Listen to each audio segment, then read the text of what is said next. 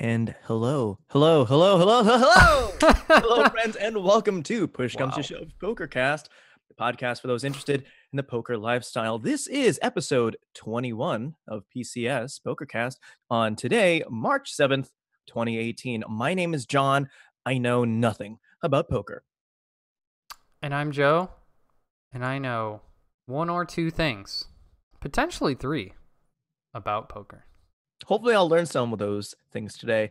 Friends, thank you for joining us on this episode of PCS Poker Cast. A little preview of today's show. Joe and I are going to discuss some recent poker happenings right now. Joe has some updates regarding the actual show that we're in, or Ooh. listening to, or potentially watching at home. And additionally, we have some poker lessons, some interesting content that we're going to review on behalf of Joe, this professional poker player. Joe, how are you? I'm doing swell. How are you? Excellent. I'm excited to be back here on the PCS on our Push Comes to Shove Poker Cast. I'm a Yeah. big fan of podcasts. Yeah. You're a big fan of poker. We just put those together. So are the listeners, man. The numbers, they just keep going up. It's like I'm playing a clicker. It's great. Thank you, fans out there. We did a shout out last week to several of our international fans. Yeah. Yep. So y'all are pretty swell. So high fives. Y'all know who it is. Y'all know who you are. It's you. It is you. That's all I got right there, Joe. So Joe, tell us what's changed here on our podcast since last time we've met. I'm going to say the title to the change is I Learned How Webcams Work. Excuse me? So I got a new light, as you are fully well aware, because you helped me pick it out, so that I could be more consistently good looking was the idea, from a lighting perspective. Oh, yes. And so I got that light, and then I set it up, and I looked like absolute dog shit until I messed around with everything and anything, and I learned how webcams work. So I upped my resolution because the default resolution was below 720p on a 1080p webcam. Now it makes so much sense why you look normal and not like potato quality. That's right. I think I should get a better webcam still. But anyway, I upped the resolution. I changed a lot of settings, and I look better, and I feel better. I also learned about this service called Restream.io, which allows you to plug in some buttons and numbers and hashtags. And then now we're not only live on Twitch, John.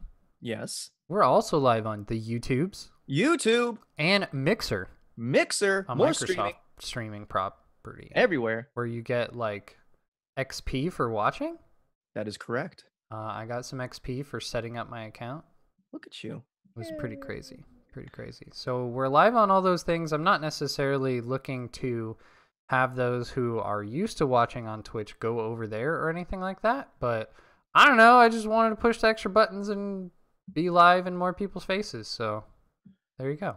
The more availability we have for our fans, the better, so we can reach more poker fans and podcast fans and give you all. It's for the fans.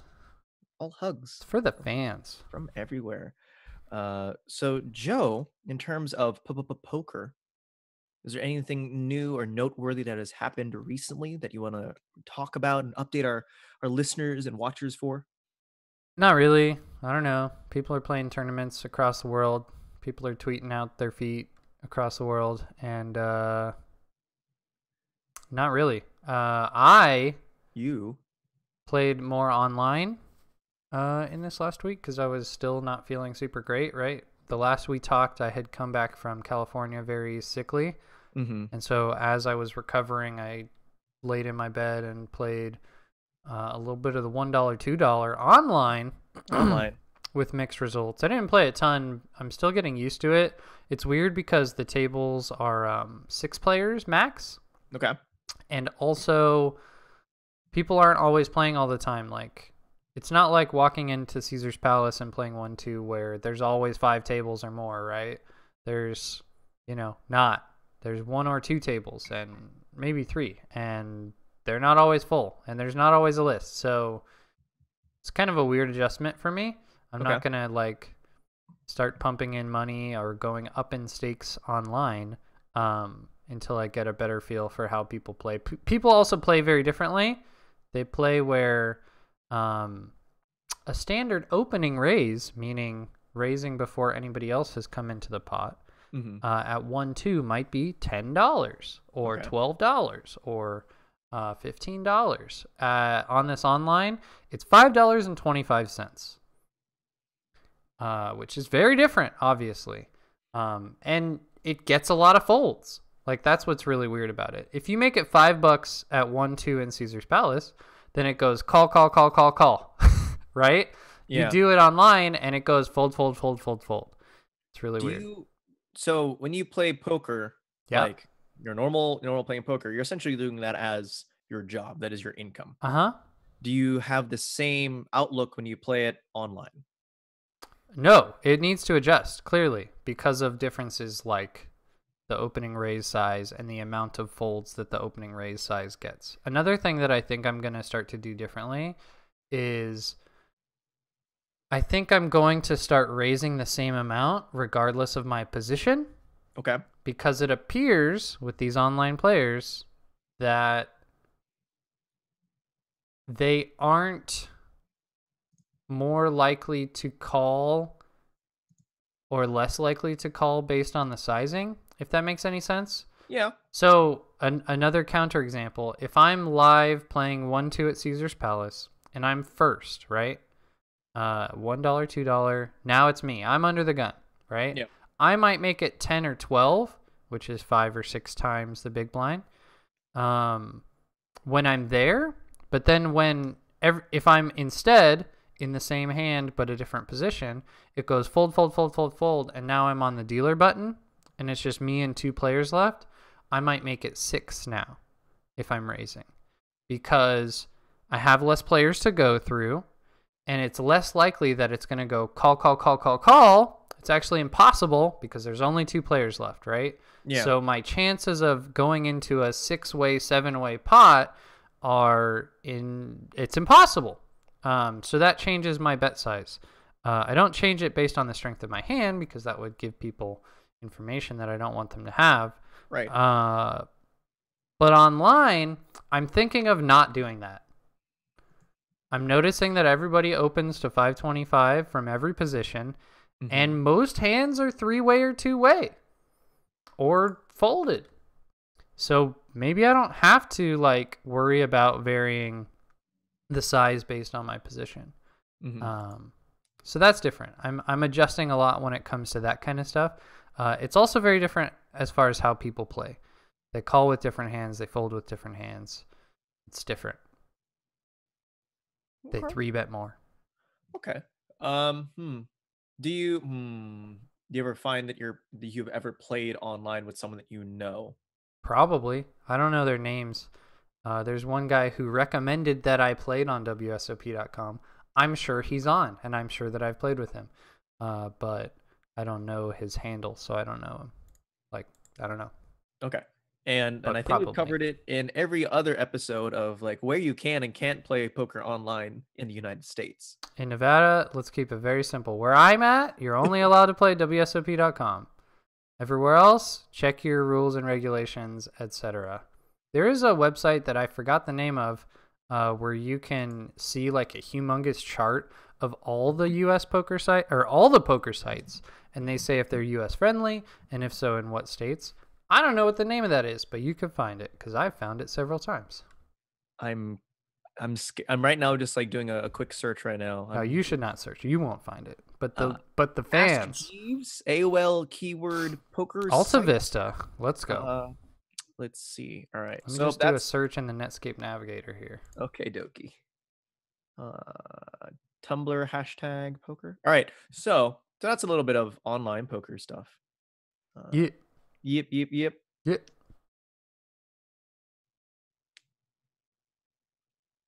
Sorry, my notes just blanked out on me for a second. I thought we didn't have a show. For Strong a second, play.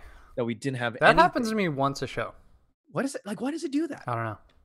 Okay, that's fine there. Joe, garbage program. any poker stories to share with us from your life? I do have. I wish I remembered the hand, but there was a hand online where I lost $200 because maybe more, because on a turn or a river that I thought was a really good bluff, where I had a pair that probably is not winning, I did like a check raise or some shit, and I put in all the monies, and then this guy called off with a 3 of a kind, because obviously you're going to call with a 3 of a kind, and it felt bad, but I wish I remembered the hand so we could like talk about it, but I don't. Yesterday, I played a hand that was very interesting, if you were down to talk about hands. Otherwise, no, I don't really have any good stories. Let's talk about hands. Tell me about this interesting hand of the week. Interesting hand. Oh, dude, afterwards, remind me to tell you about the new top secret thing that we're going to put in the show, dude. Okay. After the show, we got to talk Super about top it. secret. After. It's going to be great. It's Top going to be amazing. Listeners, fans, just wait, dude. Upcoming in the next few episodes. Gonna rock your socks off. Until then, Joe, tell us a story. All right, so last night I was playing a little 2-5 no limit at the Venetian. I checked when I felt like playing, like 2 days ago or something. I was like done being sick for the most part, and I was like, all right, it's time to actually show up to one of these casinos that I've heard so much about. Right. So I looked at all the things in the Bravo app. I'm like, okay, so Bellagio, not very busy. Aria, not very busy. And if you could do me a favor, remind me what the Bravo app is again. The Bravo app is a system and an application and a database and a front end and a machine that gets put inside of tables. Where basically at the casino, they use it to set up lists. And then when you sit down, they're like, hey, give me your player's card. And then you're like, okay. And you give them your player's card, and it clocks you into the table. So they get to manage the table, right? These players are seated. These players, we know them. These players are guests. And then when somebody leaves, they push the button. Okay, seat 4 is open, right? Without yelling across the room, they can just push a button and seat 4 is open. And then the floor person or whoever's managing that at the time will be like, hey, John R. 1-2, table 19. Oh, and then you're like, oh, okay. And then you go over there. And then they clock you in. And that kind of manages it, right?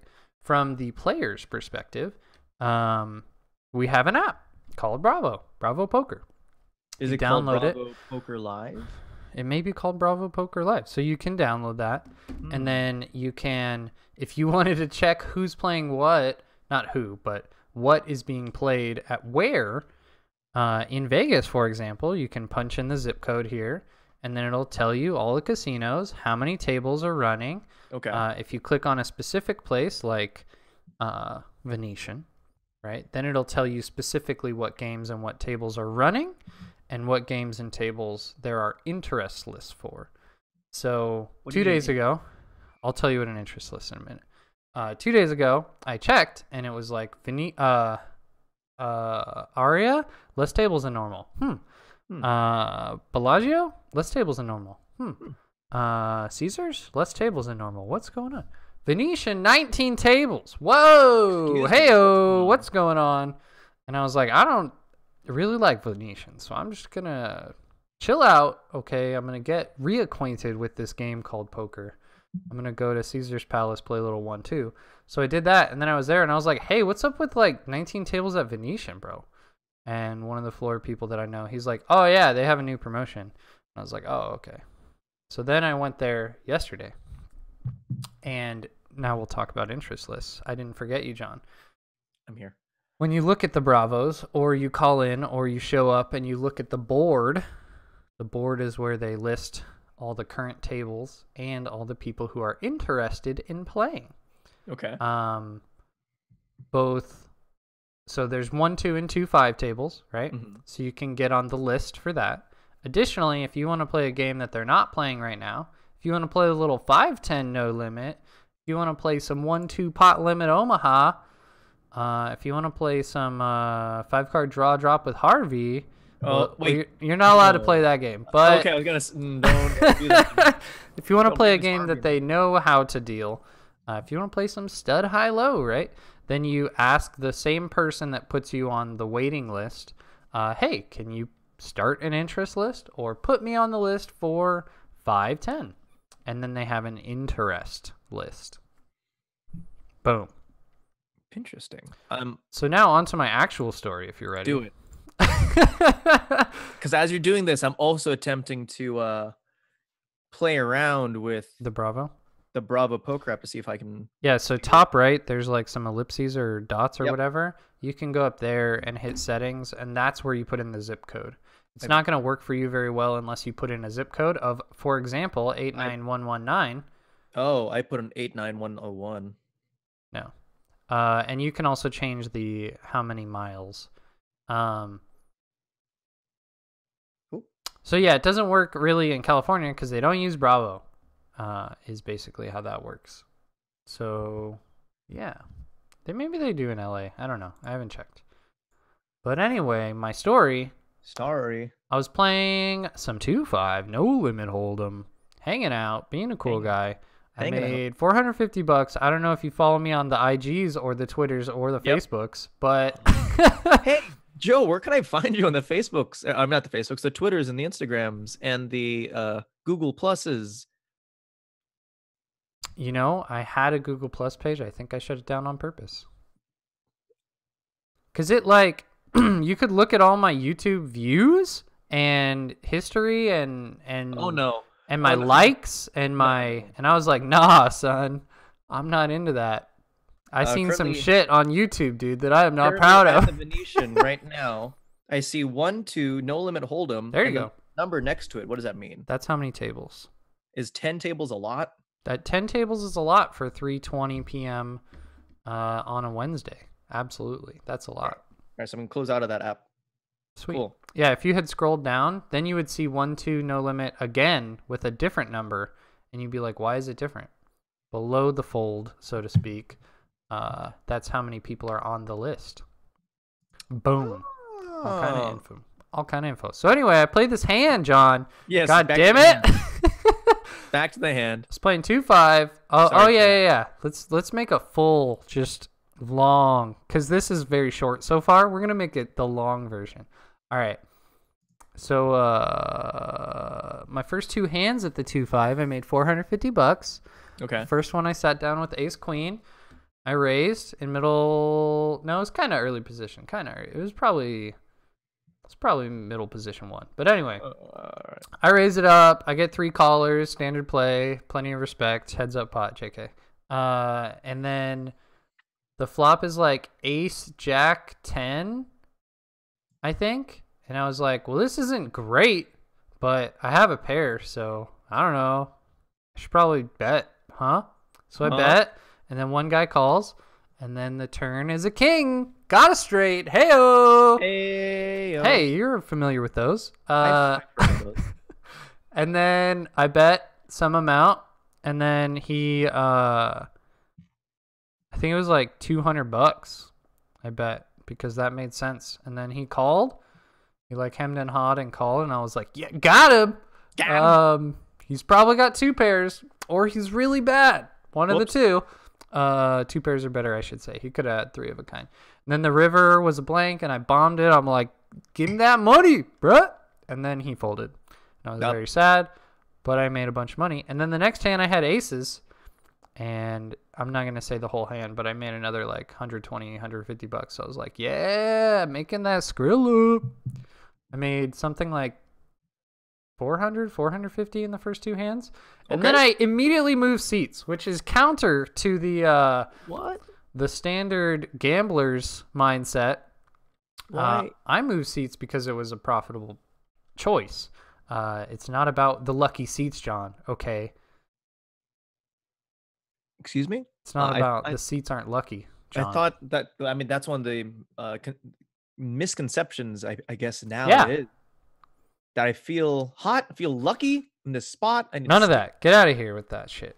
Okay. Look here, Doyle Brunson. Fucking play your rush bullshit. You're saying names and words that Doyle Brunson, famed old man, poker man, who wrote one of the first, if not the first, influential poker book, Super System, a long time ago. And one of the tenets outlined was play your rush, which I obviously disagree with. So if what you is like, that? What is that concept? What does that mean? if you win a hand, just fucking play the next one, man, and then just keep playing. If you keep winning, bro, just play your rush, bro. So then from No. their point of view, from his point of view, why is that effective? And then from Joe's point of view, why is that not? From his perspective, I believe at the time, here's my take. He's a degenerate gambler, and he thinks that it's a good idea to do stupid shit that doesn't make any sense. Is my perspective, both from his mindset and mine. Speaking of perspectives, hey chat, how you doing? So I'm curious because I am still trying to figure out poker and everything about poker. If you have any recommendations for your favorite, I guess not even authors, but like anyone in the series of the world of poker that you would recommend someone would look into or read up on, who's ever written your favorite poker book or poker lessons, let us know in the chat because maybe Joe can learn a thing or two from them if he hasn't read them already. So let us know in the chat some people you recommend in the world of poker. Joe, how many poker resources have you physically in your place? As like a book or like a magazine, library? I have one book here. I used to have like 8 books, but I read them. So then I gave them away to a friend of ours, actually, that you know. Oh, I could tell you after who that individual is. Sure. I bet he hasn't read any of them. Oh. And one of them I actually want to.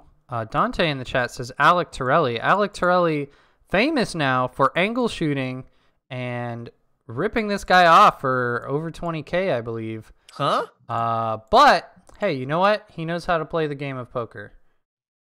And I may have done that thing, John. Remember that thing that I did earlier? Yeah. Yeah. Hey, right. Hey everybody. Hey, all the fans. Hey, fans. We're gonna be right back. Hold on 1 minute.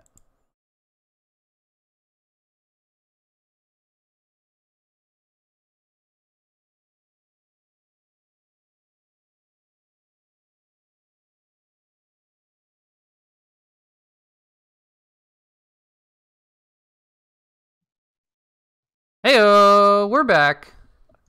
I found the way back. Sorry, our meeting software doesn't like it when I do it like I'm playing StarCraft and I just push buttons everywhere. But we're good.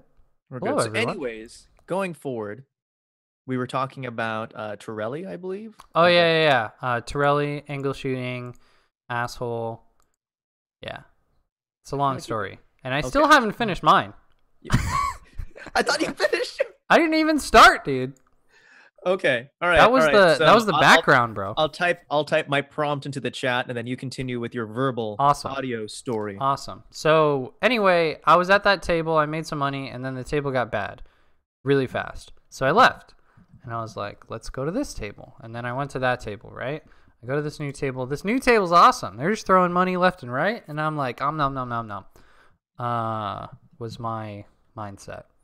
There's also this player that I played with before that is the most fidgety dude I've ever seen in my goddamn life. Fidgety like shuffling chips around. He does this with his chips all the time. Funny that I have Red Rock $100 chips right here. Whatever. No big deal. NBD. I forgot to cash those in last time I was there. Guy. But anyway, he just like does this with his chips all friggin' day.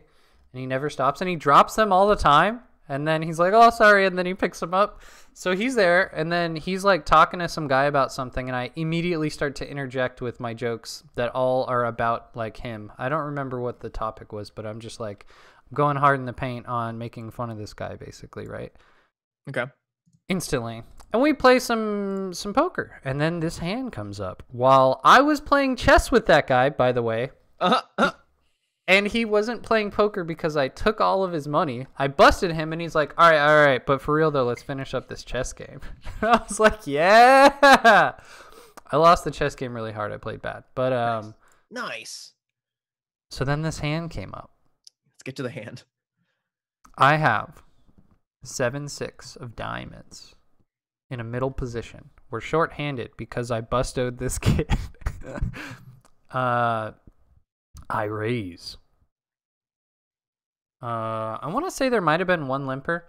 I raised to something like $25, maybe 30. I don't know what's going on, man. Maybe there was you know what, dude? I think there was a straddle, bro. I think there was a $10 straddle. So I was like 40. I was like $40. And then this guy who is a European businessman, it appears, exactly who I want at the table. He calls in position against me, and another fellow calls out of position. He's like in the blinds, or maybe he's the straddle or something like that. So we're 3-way to a flop, 7-6 of diamonds, middle position compared to these two other guys. $120. Guess what the flop is, John? It's 9-7. 7. Trip sevens. Heyo. Hey. Strangely enough, the early position fellow bets. He bets like, I don't know, $80 or something. And I'm like, that's pretty weird. Do you remember what we talked about last week, John? The one little lesson, one little piece of advice we went over? We're talking about the money that you have and how much I should be. Oh, bankroll management. No. The poker hand advice. The little tip. Little tip for yourself. Is this one of the little catchphrases? No. Way ahead, way behind. We learned about way ahead, way behind. This, I believe, is very likely one of those scenarios. Now, there are some draws out there. 8-6 and 8-10 would be draws. And this guy could certainly have those hands. But I think primarily the types of hands that we're going to have, or he's going to have, are going to be hands that we beat the absolute ever-living shit out of. Okay. Like pairs, right? 9-10, 10-10, Jack-Jack, Queen-Queen, right? Stuff like that. I don't really think he's going to have a ton of overpairs, but hey, whatever. So those ones we beat the ever-living shit out of. Or he's going to like already have a full house, right? Or he's going to have like ace-7, right? And we're crushed. Or 9-9 or 9-7. Destroyed. Now, obviously, when I have a 7 and there's 2 7s on the board, it's not super likely that somebody's going to have a 7, but it happens, right? Okay. It's more likely he's going to have 9-9 actually, or like 10s, jacks, queens, 8s maybe, 5s or something. So I'm like, all right, we're way ahead or way behind most likely, so let's call, right? We also have a guy behind us, and I don't know what the fuck that guy's going to do. So let's call. I call. Guy behind raises. He makes it like 200 something or some shit. I'm like, what the fuck? And then that guy folds. The original better. So it appears he was doing one of the good old find out where we're at bets. Which I think are dog shit. Because here's what happens. Somebody raises and then you fold. So why the fuck did you bet? Is that called something? It's called bad play. It's called bad poker. I see. Okay, I'll put that in my own personal dictionary glossary here. It's called bad play. Right. Bad play. Yeah, okay. Dash. Okay. Finding out where you're at. Don't do it. Don't do it. Don't find out where you're at. If the primary reason for your bet is to find out where you're at, figure out some better reasons or don't fucking do that shit. But anyway, that's a different lesson for a different day. So I call. So now we're heads up and we got a bunch of money in the pot, right? Guess what the turn card is, John? What do we got? 6 of hearts. Bear, we got a full house. Got him. Got him. It's a 6 of hearts. Now there's 2 hearts out there. So if flush draws are relevant, there is one now. It's probably not relevant. I decide, again, some way behind, way ahead situation. Additionally, I don't think a lot of the hands that I beat, I'm going to get a bazillion dollars from without being a little bit tricky. Mm-hmm. I would rather play passively a little bit and make him feel a bit more confident about his hand and then maybe get a river bet in, right? Something like that. So I check again. Ooh, I see lighting stuff is going wonky. I'll fix that while also telling the story. Ooh. Ooh. Ooh. So I check. He bets $100. This is strange because there's like $400 or $500, maybe $600 in the pot. That's a very small. Why? He bets, and I'm like,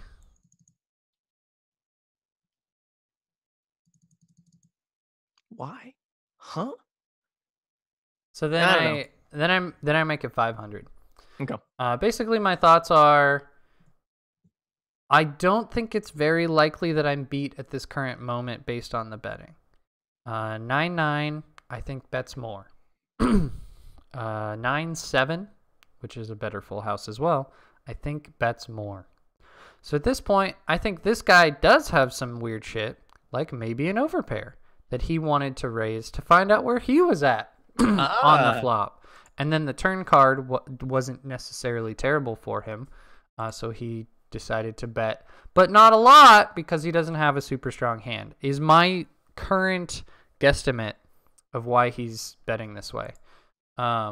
He could also have some sevens, some like 10-7, Jack-7, Queen-7. I don't know why he would have some of those hands, but he could. He could have Ace-7. Nope. But I think Ace-7 even would bet more. So anyway, I raise it. I make it 500. He hems and haws and thinks about it, and he calls. He has $1,000 left. About. So I'm thinking, oh yeah, let's get it in there on the river, man. Let's just shovey-dovey. Let's make it look like a bluff. I'm just gonna go all in. Right. And I have shown some bluffs. So anyway, the river. Wait. So Joe decides to do what? The river is the ace of spades. What do you think about this card, John?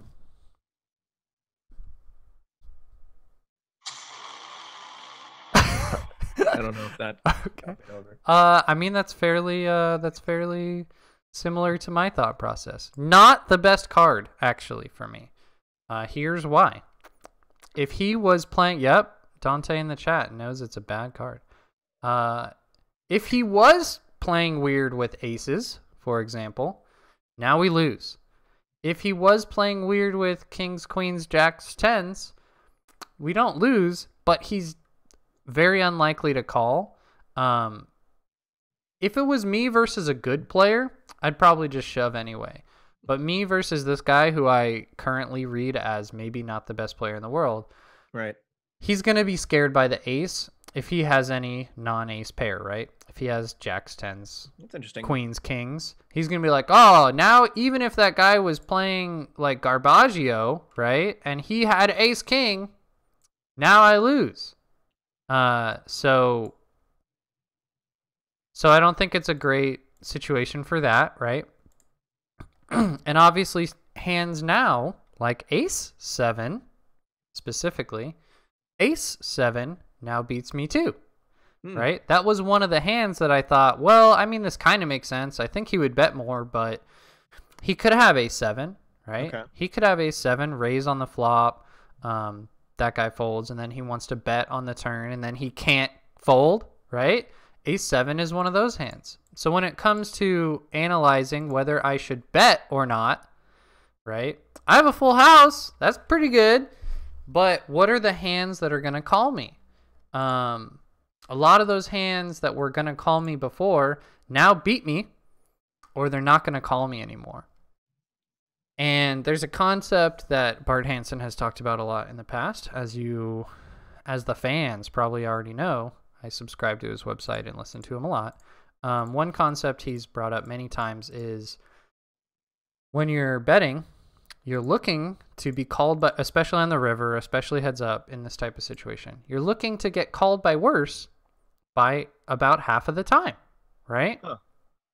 The pot odds matter when it comes to your bet sizing and stuff, but on a very basic, simple level, if you bet in a situation and 60% of the time you get called by a better hand, that's a bad bet, right? Because most of the time they're winning. So why are you betting, right? Whereas if you're getting called by worse 60% of the time and getting called by better 40% of the time, you should bet, right? Oh. It's a profitable play. Taking raises out of the consideration, taking a lot of other factors out of the situation. On a basic level, if you're getting called by worse more often than not, you should bet. If you're getting called by better more often than not, you should not. And I felt in this moment with my full house, when the ace of spades hits the river, I'm not getting called by worse very often. So I checked. My opponent checked. I show my full house, and everybody's like, oh, bear, full house, wrecked. And then this guy shows Jack 7, which he did not have to show. Jack 7. So I would have gotten probably the rest of his money. Or I could have bet like 850. Like if I had X-ray vision, I probably would have bet like 850. Right. Because I think he's a lot more likely to call and have some money left, actually. It's like a weird psychological thing. But I didn't do that. I checked my full house on the river, potentially leaving $1,000 on the table. And I was very sad. But you know what? I made $3,000 last night, so I'm not too upset about it. Not too. Also, I think it was right. I think that was correct. I think that was the correct play. Okay. As our fans are listening to episode 21 of Puss Come to Shove PokerCast, if you feel differently, go ahead and let us know in the email, pcspoker@mail.com, or send us a tweet. Joe's at 8bitavenger. I'm at johnrom.com. I'll forward it to Joe because I won't be able to answer your feedback regarding poker. Accurate. Well, he could answer it. It would just probably be wrong. It would probably be a reaction gif of someone going, uh-huh. Yeah. Going back into the chat, John Little was brought up as someone that Dante Jonathan Little recommends. Yeah, he's a guy. Anything noteworthy that the listeners would want to know? I believe he's a winning poker player. That's usually pretty. And he opens his mouth, so maybe you should listen. I mean, that could be a thing too. Alrighty, that's an interesting hand. Joe has actually other news. Joe, can you do that what you just did one more time? So on stream right now, Joe has a new coffee mug. He usually drinks water out of different containers every week. He has like a transparent. What did you just? He has like a gallon jug of 2.2 liters. 2.2 liters. He also has a glass carafe. Looks like a wine glass. And now he just has like a mug. It looks like what you pour into wine glass. Doesn't look like a wine glass. I think is what it kind of looks like that. I'm not a wine person.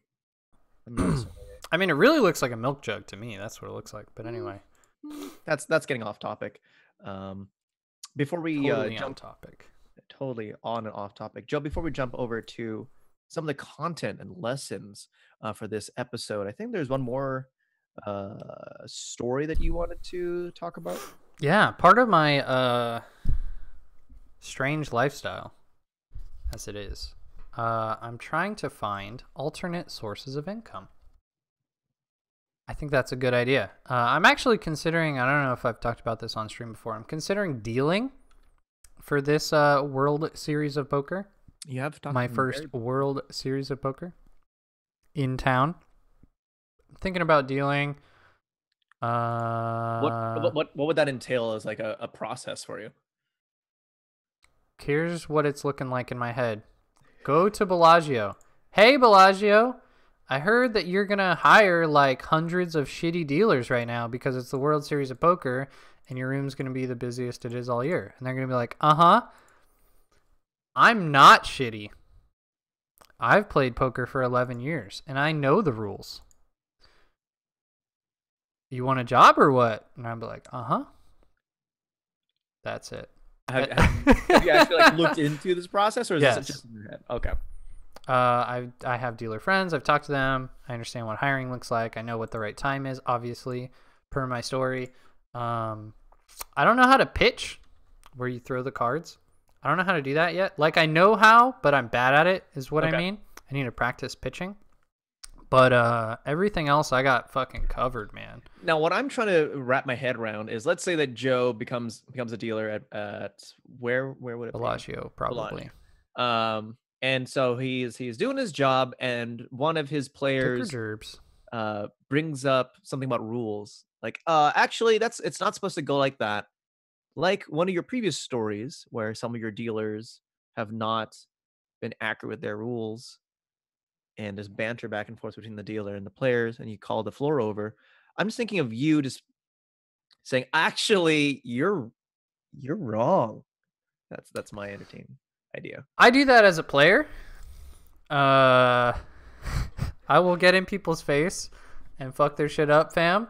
When it comes to rules concerns, I said fairly recently, you straight up have no idea what you're talking about. That's really weird that you keep saying it over and over like you know what's going on. You said this to a dealer. No, I said this to another player. He was saying like, so there's this rule. We'll go over this quickly if you're all right with it. Where most places, most sane places, let's say you're playing a little $2, $5, no limit hold'em, right? And let's say we're playing at a place where the maximum buy-in is $500, just to make it simple. We're at Bellagio. Maximum buy-in, $500, all right? We get $500, we play some poker, playing some poker, we build up our stack. Now we have $750. Okay. And we're like, hey, this table looks like shit. I don't want to play here anymore. Hey, can you table change me? And then like 15 minutes later, they're like, hey, Joe, we got to do a table change. You want to do the table change? And I'm like, yeah, sure. And they're like, cool. Bring all your chips. Why do you think this might be, John? Bring all your chips. Yeah. Well, if you were allowed to table change and effectively take chips off of the table and put them into your pocket, right? Then that would give you, you know, an advantage where you can continue playing the game that you're playing in, but you kind of like lock up a win, right? And you're taking money off of the collective tables in the room. So the amount that player A, B, C, D, E, F, G are able to win now is currently, at this moment, less. That makes sense. So for other poker players in the poker room, they would prefer that you didn't have that option, right? Because then a lot of people would take that option and use it and make it so that there's less money on all the tables. Right. We don't want less money on the table. We want more money on the tables so that we can win all the money. That's the goal. Win all the money. So when there's less money, we don't like it. Now, that's usually the rule. Almost everywhere. At Bay 101 Casino in San Jose, where I recently was at, not the case. They think the opposite of everybody else. Here's their thinking, which makes an amount of sense, but I think it's stupid. This much, apparently, according to Joe. So I build up a stack at 2-5, 2-3-5, and I take it to another table. I have like $800 or some shit, and I bring all the $800, and they're like, yeah, sir, you're going to have to put a bunch in your pocket. Do you want us to color it up to $100 chips? And I was like, what are you talking about? Because I forgot that this worked this way, even though I've primarily played there mostly in my life. They're like, yeah, you can only bring the table maximum. And I was like, but I'm a table change. And they're like, uh-huh. And I was like, whoa, that's dog shit. And then this other player across the table was like, they do that everywhere, bro. And I was like, that's funny because I live in Vegas and I play there full time. No, you're wrong. And he's like, uh-huh. And I'm like, dog, you have no idea what you're talking about. Stop saying bullshit out of your mouth. And then the conversation stopped. But how I would handle it as a dealer, John, as a potential dealer, as Joe is looking into a potential possibility, I would do my best to de-escalate, right? If I say here's the rules, and the player says nuh-uh, and I say yes, let me explain it. Here's why, and then they go nuh-uh, I'm gonna be like, floor man, all right, floor on 15. Floor man's gonna come over, and I'm gonna say, hey, I tried to explain to this gentleman that A, B, C, D, E, and he vehemently disagrees. We're having difficulty moving on in the hand. Would you mind stepping in? And then the dealer would be like, yeah, that's the rules. And then if the guy says, this is part of why I love Bellagio and hate them. If the guy's like, "Nuh-uh, because blah blah blah blah blah," I've heard many stories and I've seen some shit where they very well may respond with, "Okay, get out of this room and never come back." What? Yeah. To players that have been playing there for 10 years. What? Yeah. Now, the stories that I've heard have been like people had alcohol and like the concerns on the table were a little bit higher stakes than like, I disagree about the rules, right? Right. It was like, I've been playing with money that I don't have type of stuff.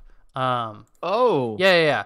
But the point is, where there is a reasonable de-escalation path where the floor managers of Bellagio could choose not to kick them out, often they choose to kick them out, is what I've seen and heard from these stories and some firsthand experience. So I kind of like that, right? As a potential dealer, I kind of like that they stick up for their dealers in that kind of sense, right? Now, if the dealers fuck up, they'll be like, "Man, you made a dumbass decision," like in front of everybody. Okay. And I'm also okay with that because I don't think I'm going to do any of that. Right. So hopefully that becomes a thing for you. Well, I don't know. I don't know if I want to. That is the greatest concern at this moment is, do I want to do that? Do I want to basically lock up a win, or do I want a chance for a bigger win? Right, because dealing, especially during the series, you're going to have a lot of work, right? And if you're fast, which I would try to be, Linny Bob asks, "I'm totally late. What is the subject?" We were talking about me potentially dealing at the Bellagio.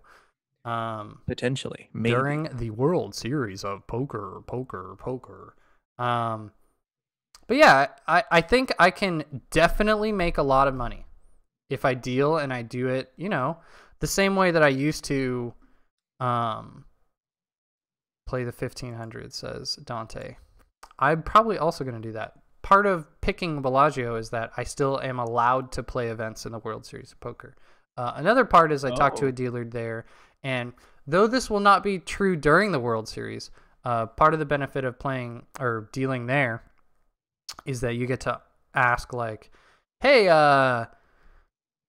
can you just like not write me on the schedule for these 2 months?" And then they're like, "Okay." So that's pretty cool, right? So I could basically lock up a win during the summer in the sense of, I'm just going to deal a lot of hands really fast, and I'm going to be super pleasant and de-escalate and call the floor over when that doesn't work and get a lot of tips, right? That's the idea, is I'm going to get just like absurd amounts of tips for 3 months.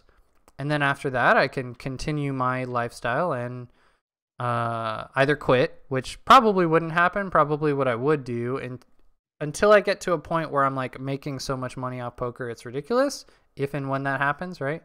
Until then, I would probably do the whole, okay, I'm going to like deal 2 days a week or whatever when they schedule me. And then when I want to go to Vietnam, like later this year, I'm just going to be like, "Hey, how about you write me off the schedule for these 2 months?" And then, or 2 weeks or 3 weeks or whatever.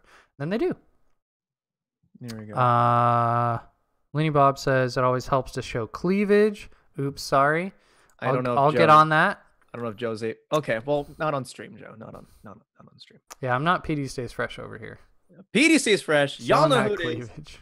It's your boy. All right. Let's jump into some lessons.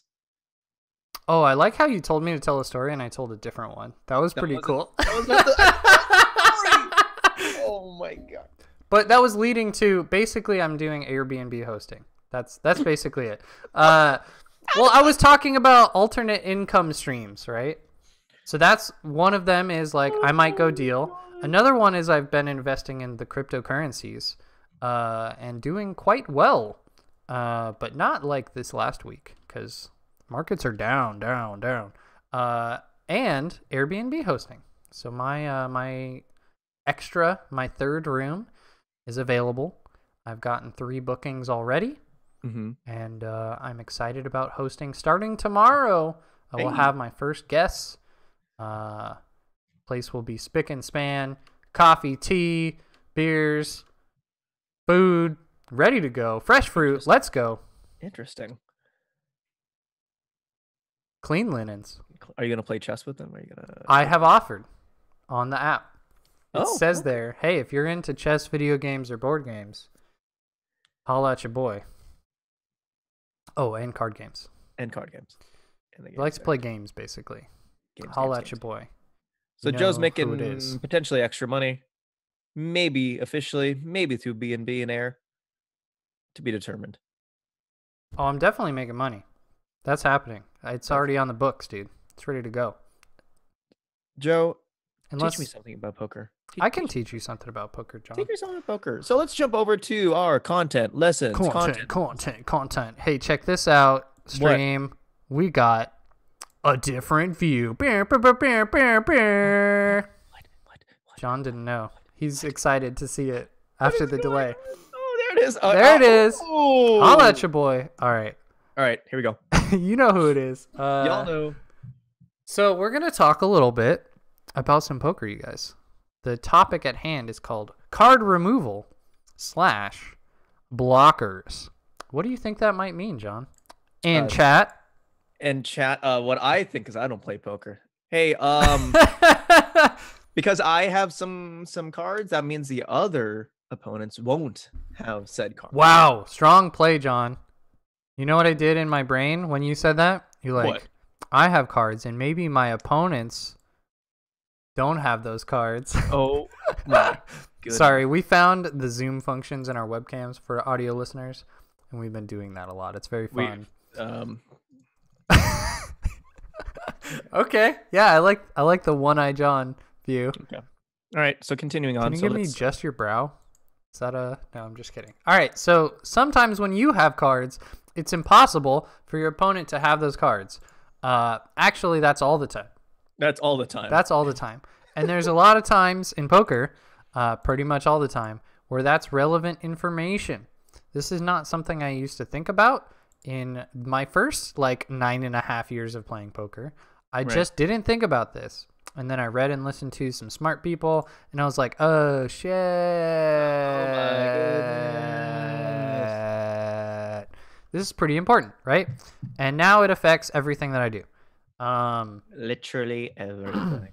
So I will give some examples of when this matters and when it affects my play most often and most notably.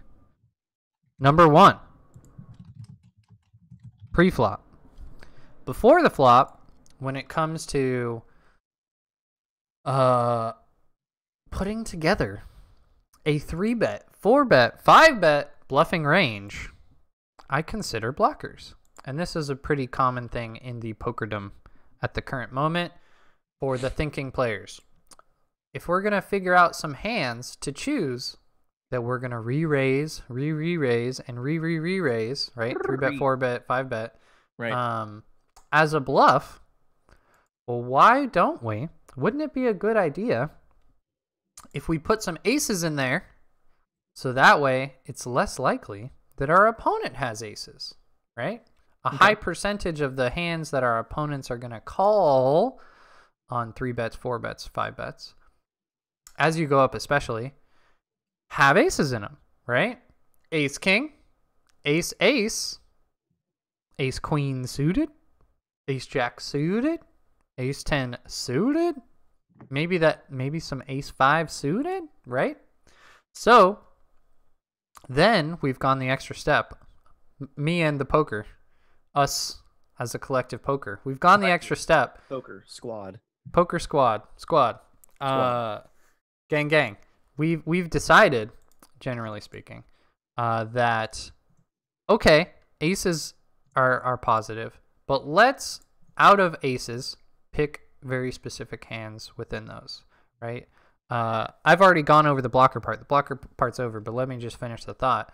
Basically, we've chose Ace 5 suited, Ace 4 suited, Ace 3 suited as the best candidates, even though they're obviously not the best hands. And that's part of the reason why. When we make that bluff, right, we re-raise, re-re-raise, re-re-re-raise. Raise all the time. And our opponent triple, quadruple, 5-tuple raises us. That's a lot. All in. It's pretty easy to fold, depending on the stack size, because we know that we're beat, right? almost every time, if not every time. Whereas if we had like ace queen suited and we were using this as a bluff, now we would be in a terrible, uncomfortable situation. Because what if he has jacks, right? And then we're like 50% to win and there's a bunch of money in there, we should probably call. So that's basically that. Because blockers, things like ace 5, ace 4, ace 3 suited become really good pre-flop re-raise bluffs. Boom. I'll at your boy. That's number one. How do you feel about that, John? How do you feel about section number one? I wanna keep going. I see it, but I need to see it. Okay. Well, this next part is not the same thing. So that's why I was. Anyway, the next part is continuation betting. John, do you remember what a continuation bet is? No. A continuation bet, John, and for the fans, is when you're the pre-flop raiser, right? It goes fold, fold, fold. You're like $15, and then it goes fold, fold, fold, call, call, fold, fold, fold, and then there's probably too many players. And then now the flop comes out, rip it, flop, and then you bet again. That's a continuation bet. I didn't catch that at all. You were the pre-flop raiser. Now we're after the flop. You bet. That's it? That's a continuation bet. Okay. You're continuing the story of I have a strong hand that you started pre-flop. Okay. Continuation bet. Now we continuation bet as a bluff because it's very strong, because it looks strong. And people look at it and they're like, you bet before and now you're betting you bet again. He must have a strong hand. Double strength. We especially do this in position. We especially do this with less players. There's a lot of factors, but one of the factors, the primary deciding factor for me, because all the other ones are ingrained into my head, and I guess maybe we should cover that at some point since you don't know shit about c-betting. Nope, not at all. Is blockers. Also, same thing when we're value betting as a continuation bet, right? Sometimes when we bet pre-flop and then they check to us and then we continuation bet, sometimes we have a good hand too. Sometimes we value bet as a continuation bet. So I'm going to go over some examples, John, of random flops with a few choice hands. And we're going to talk about my thoughts on, based on blockers. Does this become a better or worse time for continuation bet bluffing and continuation bet value betting? All right, so I actually found on random.org, which I'm not going to show all you guys, a way to rip out a random flop. Now we're going to pick, how many hands would you say that we're going to like do over these different flops? 3 hands? That seems like a good number to me. Let's do 3. So let's pick 3 of your favorite hands, John, and they have to be different. Like different categories. Remember when we went over the starting hands? Yeah. We want 3 different categories. So give me a big pair. 9 hearts, 9 spades, whatever. That would be a medium pair, but that's fine. Okay. We're going to go, I'm actually going to bring out another notepad. So 9 of spades, 9 of hearts. That's fine. Give me a suited connector, John. Suited connector. Was that 5, 6 clubs? Is that the connectors that we're talking about? Let's go 6, 7 or higher. Okay. Let's do 7, 8. 7, 8, club. And then I want to pick some big cards. I don't know if I want them. Let's do unsuited. So let's do like a Broadway that's not suited. Pick your 2 favorite Broadway not suited. You're going to have to remind me what Broadway is. Ace, King, Queen, Jack, 10. You said non-suited? Yeah. Queen, spade. Queen Jack of spade, heart. Jack of heart.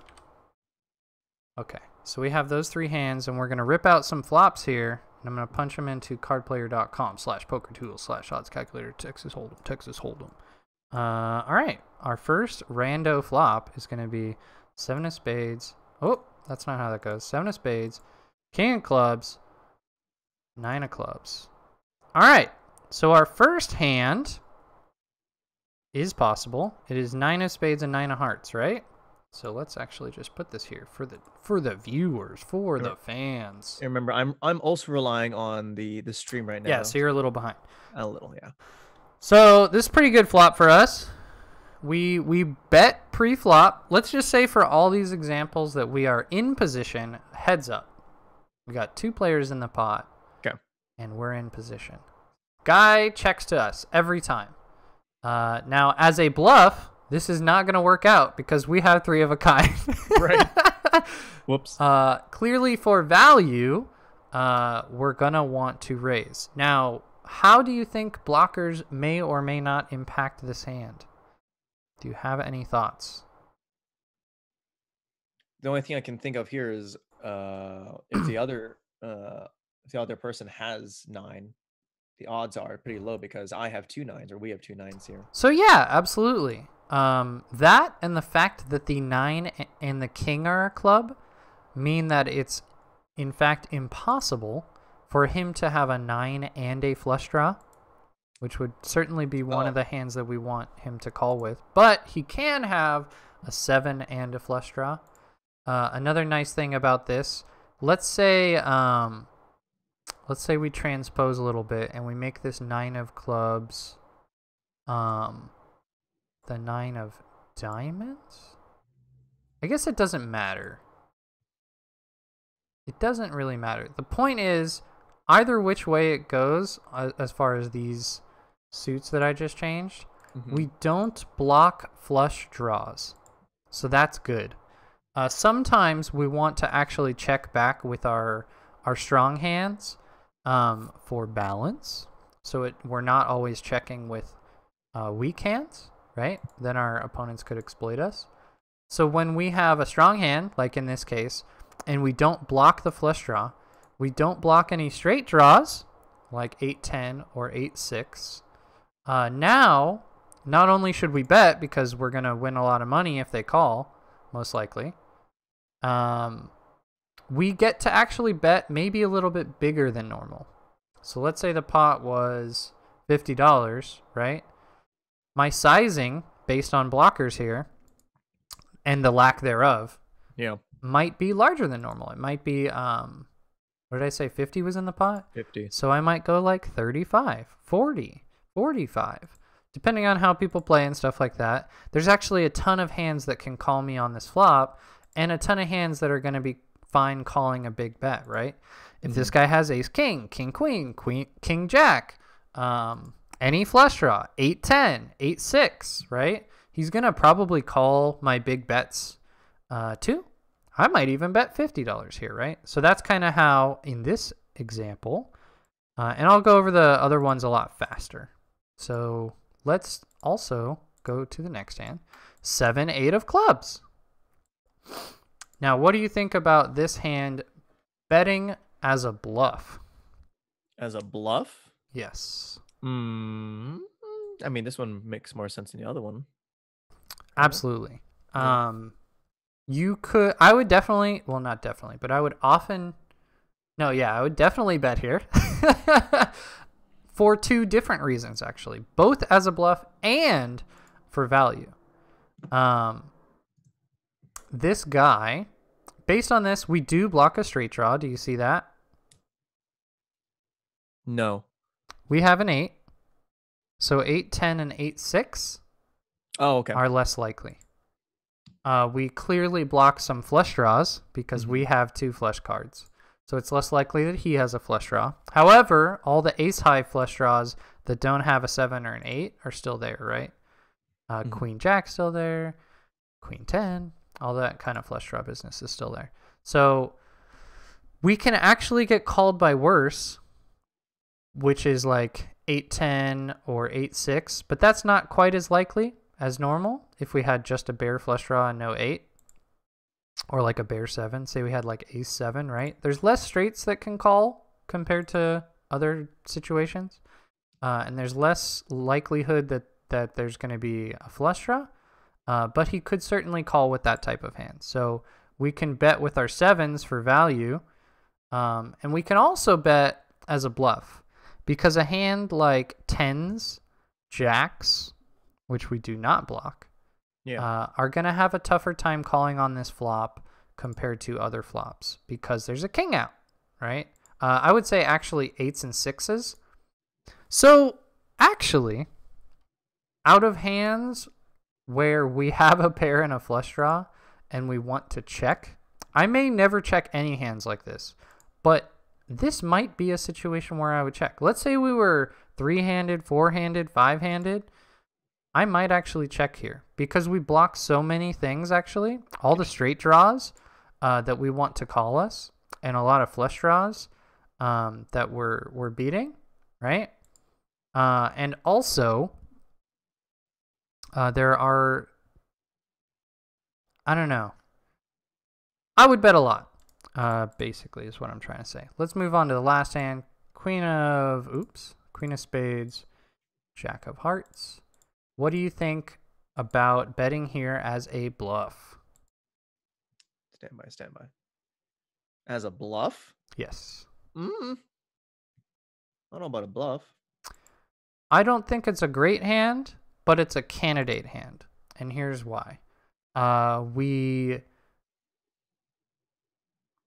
do not block flush draws, so that's bad.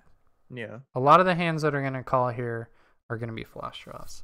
We do block and have some straight draws that are really bad. We block like Jack 10, basically, is the only kind of decent one.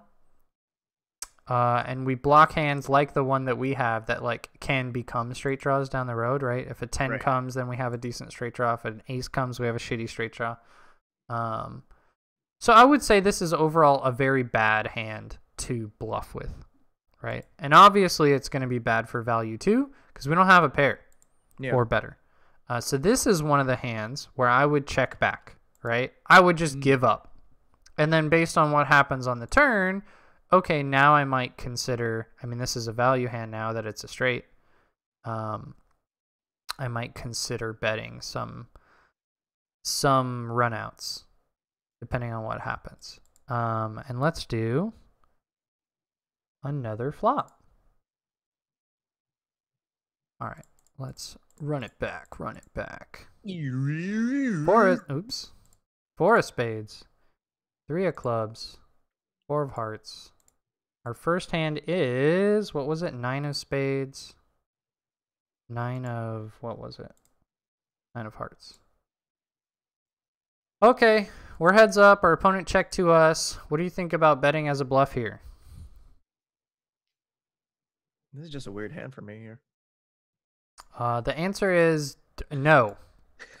Right? Hands that are better than ours, tens, jacks, queens, kings, aces, ace 4, 3-3, 4-4, 3-4, they're not going to fold.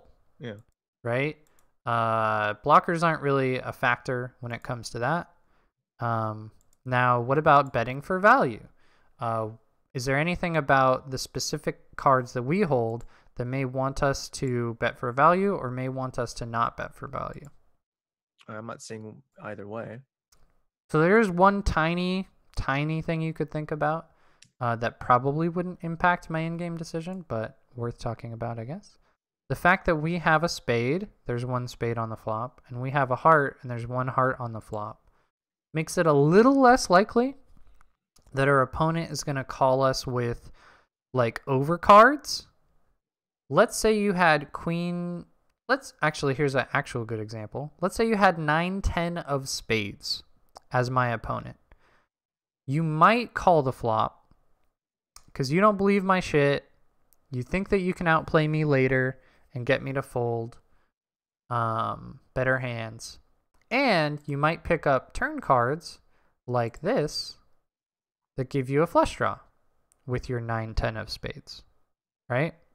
Because we have the 9 of spades, it's less likely somebody's going to call with that type of hand.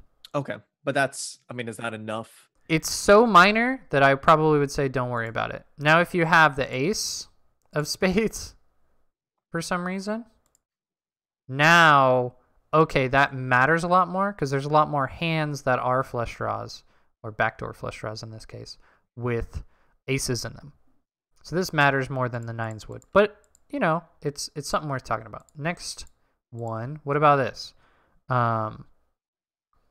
Does this impact anything here? Do you see any connection here from a blocker perspective? No, wait. What? What do we got Clubs. here, Joe? Clubs. We do block some backdoor flush draws. I'm not saying this is going to be a great continuation bet, but that is a factor. We make it less likely that some straight draws are going to get there, and we do block a little bit of straight draws. Now, those things we beat, so it's not necessarily... If you were going to try to get your opponent to fold and just win the pot right now, yeah, that is a little bit helpful, right? Because things like 6-7 are less likely, 5-7 are less likely. Those are not great straight draws, but they are straight draws that might call. You do block the possibility if somebody has 5-6, it's a lot less likely they're going to hit sevens for a straight when you have one, right? Right. So those are things to think about. Not necessarily going to yes continuation bet or not continuation bet based on that, but that's something to think about. And then our last hand for this flop, Queen of Spades, Jack of Hearts. Do you see any connection here? Queen of Spades, Jack of Heart. What do we got here? So again, we sort of slightly block some backdoor flush draws, right? It's slightly less likely that somebody's going to have a spade, backdoor flush draw. Same with hearts. Probably doesn't impact it enough to make it a yes or no. Last flop, 7 of diamonds, 6 of diamonds, 5 of spades. Our first hand was 9 of spades, 9 of hearts. How does this impact our decision making on this flop? What are the blockers that we have, and what are we blocking? Are we blocking a straight here? We are blocking an actual made straight, right? 9-8 is a lot less likely because we have 2 nines. We're also blocking a backdoor flush draw a little bit, probably doesn't matter. And we are blocking some straight draws that are not very good, but might call us on the flop. So things like 9-10, right? 9 ace, 9 jack. Not great straight draws, but straight draws nonetheless. However, the part where we don't block this flush draw, and there are still lots of straight draws that can call us, will make us want to bet for value very often on this flop. Eights, just solo eights like ace 8 or 8-10 or 8 jack. Sure. 8-7, 8-6 are all hands we're going to get value from. Same with fours, and we don't block any of those things. So we're probably going to want to bet. It's nice, especially if somebody raises us, we might want to consider calling because it's less likely they have a straight, right? Yeah. Now, that actually makes nines a better calling hand than jacks. Do you see why that is? Why better than jacks? Because now they can have all those straights. Oh, okay. Right? When we have 2 nines, though the value is lower, right, we block some of the hands that we're losing to. Now it's much more often that they'll have that. Right. So now, diamond is not the right card. Now with the nines, I guess it was a heart. It's more likely that our opponent has some sort of combo draw, right? He has 7-8. So he has a straight draw and a pair, or he has 5-4 of diamonds or something like that, or like ace-5 of diamonds or whatever. It's more likely he has those hands, and it's less likely that he has flopped the top end of a straight because we have the 2 nines. So I think this is actually this is a very good example of what I'm trying to say. And let's do 7-8 of clubs. 7-8 of clubs, pretty good hand. Do we block anything? What do we block here? We block straight draws and straights, again, because we have an 8. Do you see? Yes, I see. So that actually makes it so maybe sometimes I would check this flop back. Because a lot of the things that we want to call us that we beat, they don't exist as much because we block them. All right, and then the last hand for this example, Queen of Spades, Jack of Hearts. Do we block anything here? Do we affect this at all whatsoever? So I was looking over at the chat. You have a question here, but keep going. Do we block stuff here? What is our blocker situation? I don't see any blockers here. So we block a backdoor flush draw, but again, that doesn't probably matter much at all, especially because we don't have the ace. So basically, no. So I would probably not continuation bet this, right? Okay. Because we don't have any reason to think this is more likely than normal for us, our opponent, to fold. In fact, there's a bazillion hands that he can have that are going to want to call flush draws, straight draws, pairs, two pairs, three of kinds. There's a lot. So probably not the best. And this, I'm just going to give one final example. This is the sort of situation that I end up in a lot. We didn't pick this type of hand, but often when I have the ace, king, ace, queen, ace, jack, if my ace especially is the card that is a flush draw on the flop, and I block it with an ace especially, I'm going to continuation bet almost every single time, if not every single time. There's some specific boards where I might not, but this would be a great candidate for continuation bet bluffing because I block the flush draw and he's less likely to call. Now,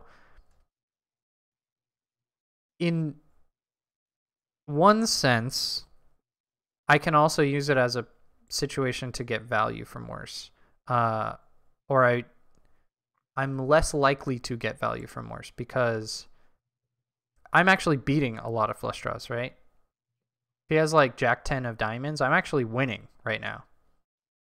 So I'm not using it to bet for value in a situation where I might. Now, if you make this like, I guess like this, in limit hold'em, I would actually bet for value here some amount of the time, because I don't block diamonds. Does that make any sense? It does. So now the Jack 10 of diamonds that I'm beating right now at this current moment, and I'd be okay with them folding. Now they're gonna have more hands like that to call me with. Okay. Or more like, I guess, ace jack of diamonds, ace queen of diamonds, ace 9 of diamonds. So the fact that I don't block the diamond is positive for obtaining value in this case. So that's probably my most common situation. And I guess let's get back to the chat. Back to the chat. Boom. What was the chat question? You have a couple chat questions here. I'm going to have you go read through and choose ones you're going to answer right now. Go over aces out of position. Probably not going to do that unless John wants me to, because time.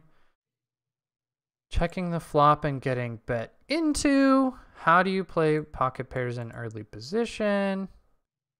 Do you play most ace-x suited on the button? Cabell says Schooly Mooges, which looks like a very large black hand saying hi. So hi! Hands. Hi. When raised pre, do you also... When to 3-bet your ace-x suited on the button? So I'll answer some of those. So the ones that obtain are related to blockers, which we're talking about. I do play most ace-x suited on the button. I assume we're talking about a 9-handed game, a cash game, which is what I'm most familiar with and what I do most of the time. And yes, I will play most ace-x suited on the button. The one that I might not is basically ace-2. Ace-2 I would dump fairly regularly, but ace-3 through king suited, I'm pretty much always going to open up for a raise. Now, if players have like raise ahead of me, things are different, right? And sometimes I will 3-bet bluff, and sometimes, or 4-bet bluff, or 5-bet bluff, and sometimes I will not. And some of the factors that go in my mind are, I kind of try to do like a frequency thing. I think if I'm 3-bet, 4-bet, 5-bet bluffing with ace 5 suited every time, that I'm probably doing it a little too often. So I just kind of try to have in my mind a sense of about how often have I been doing 3-bet, 4-bet, 5-bet bluffs when I had the opportunity. And maybe like half the time, or a third of the time, or 2/3 of the time, I'm going to go ahead and come in for another raise as a bluff. Based on how the session is going, based on who I'm playing against, and how likely I think they are to fold, what kind of strength that they have, right? So let's say I'm in a lineup against a bunch of 75-year-old men who every time they raise, they have aces and kings. Every single time. Right. So far that I've seen. Well, my frequency of doing this 3-bet, 4-bet, 5-bet bluff is going to go down at this particular table by some amount, right? Based on kind of my feel. And obviously that's not like a game theory optimal situation, but that's how I play poker. So against a table full of 75-year-old men who only raise aces, kings, ace, king, okay, I'm going to go ahead and like do it 1 time out of 10, maybe? I don't know. A lot less likely to do it. Whereas if I'm in a table where people are 3-bet bluffing with queen jack, or not queen jack, like 7-6 suited, okay, I might 4-bet bluff with the ace 5 suited, like half of the time or 2/3 of the time. So I hope that answers your question. Flopped the coconuts. And I don't know if we have time to answer the other question. Oh, we have time for one more question on today's show. All right, so he wanted to know, go over aces out of position, checking the flop and getting bet into. I would say this is a situation that I find myself in fairly often. Most of the time that I am pre-flop looking at aces and I'm out of position and I'm getting raised pre-flop. Let's say I'm in the big blind. This is a prime example of this type of situation. I'm in the big blind. It goes fold, fold, fold, fold, fold. Somebody raises, fold, fold, fold, fold, fold to me. So now I know it's going to be heads up. I will call a lot pre-flop with aces. I will actually call a lot pre-flop with aces, kings, queens, jacks, tens, ace, king. These are all value hands that you should be 3-betting and 4-betting more often than not. But because I know that I'm heads up, I'm going to call a lot more often than not. And especially compared to a 3-handed, 4-handed, 5-handed situation. I don't want to play aces 5-handed. So I'm going to raise and raise and raise and raise almost every single time, right? So this situation that you're bringing up, flop the coconuts, actually happens to me pretty often. I have aces. I called pre-flop. I'm in the big blind. The flop is whatever. What do I do? And I basically do what you're saying. I will check when I'm not the pre-flop raiser almost every single flop, if not every single flop, especially if we're heads up. And I will call almost every flop because I have aces, and aces are pretty good, right? Blockers may affect my turn and river decisions as far as am I going to continue to call, right? If there's a board out there where there's a lot of 2 pairs and I don't block them. There's a lot of straights and I don't block them. There's flushes and I don't block them, right? I have ace of hearts, ace of diamonds, and it's spade, spade, spade. Okay, I'm probably going to fold on that turn or river. Out of position or in position, actually, but especially out of position. I'm probably going to check fold there. So I hope that answers your question a little bit. Yes. How you feeling, John? We are feeling A-okay over here. Listeners, if you do have additional questions such as that, and you are here to join us in the live chat, here's another reminder, pcspoker@mail.com. Let us know what other questions Joe can answer and I can approve of as well. Yeah. Yeah. How you feeling about blockers, brother? Blockers make more sense now. I mean, it's still part of the ongoing lessons and ideologies of our push comes to shove poker cast, but it makes more sense at this time. Very sense. Much sense. Much sense. Wow. How do I? Wow. Wow. Wow. Wow. Oh, Wow. blockers. Blockers. Slam on the table. I was trying to think of that one big hand that you played in our home game. Right. And if you had any blockers, I don't remember what the hand was. I mean, you would remember better. I know you had a straight, and there was a paired board of 2 queens out there. Was it 2 queens? It was 2 queens, and you had like king jack or king 10 for a straight. Yeah. I just don't remember if there was like also a flush or something, and maybe you had blockers. I don't know. I don't remember. I don't know. It was a long time ago. But yeah, that's blockers. They also go a lot into turn and river decisions, as I was alluding to a little bit while answering Flop the Coconut's question. Like, do I raise here as a bluff, right? Or do I call because it's less likely that my opponent has the straight? Stuff like that. More advanced versions. Not really advanced, but the next, later in the hand, thinking again about blockers is super important too. So blockers. Blockers. Maybe that'll be the episode title. Just blockers. Ooh, that's a good one. I'm writing that down into our title ideas. So right now, every time you do that, it becomes the title. So blockers. So right now, either it's blockers, or win all the money. Win all the money. Where did that come from? I forgot what it was. Oh, you do want to win all the money, and you don't want them to take it off the table. That's for sure. Sometimes good, sometimes no good, dude. I think that should have been episode 16. Well, Fun fact, I didn't title episode 16, and nobody listened to it. Weird how that happens. Yeah, I learned a lesson. Speaking of listening, for all those listening on your favorite podcast apps out there, we appreciate you wherever you are, internationally, worldwide, even globally. All that is synonyms of the same We are thing. Misters worldwide. We would appreciate any high fives via reviews on your favorite podcast app. Helps us reach more podcast and poker fans. Yeah. Joe, some more housekeeping before we leave today. We're currently live on twitch.tv/8bitavenger, and you can find out when we are going live, listeners, by following us on Twitter. Joe is at 8bitavenger, and I'm at johnrom.com. That's correct. And then Joe is also archiving our previous episodes on youtube.com/8bitavenger, where you can now find the live stream as well. Oh, that's right, because we're doing live streaming on Twitch and Mixer and YouTube. That's right. Not on Vimeo. Hashtag not it's yet. your boy. It's your boy. Joe, do you have any other messages for our fans before I head home for the day?